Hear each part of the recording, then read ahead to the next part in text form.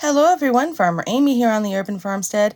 Today I'm going to try to repair one of my shirts with this tool called the Snag Nabit. Now the Snag Nabit is a needle that has a slightly larger area on one side and the needle point on the other. And the way I'm going to use this to repair my shirt is I have this shirt here. As you can see, it's got a little bit of a snag. See this loose thread that's come out? It's gotten snagged on something. So I'm going to take my tool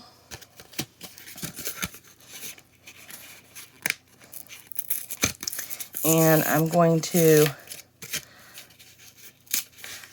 go from the outside of the shirt towards the inside. Let me see if I can get this free. It's a bit of a, there we go. Okay, so you can see this is the rough side and this is the pointy side. So you want to go into the shirt with the pointy side, and then this rough side, the idea being this rough side is going to catch the snag. So this is my outside of my shirt. See, there's the inside of the shirt right there. And so I'm on the outside of the shirt. I'm going to go to where the snag is and try to get as close to the start of the snag as possible.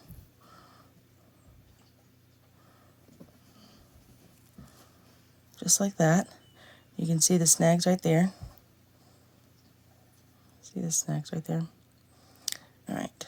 Sorry, it's a little hard to do this and look through the camera at the same time. And the idea being, I'm not sure it's actually going to catch it, so I'm going to wrap this around the top of the Snag Nabit a little bit. And I'm just going to pull this through. The idea being that it pulls that snag through to the other side. And there you have it. That is a mended shirt. Now what I may do just for, just to polish this off is take a piece of, a little bit of flame and take this right down to the actual shirt so that I don't have any problems with it fraying again or coming through again.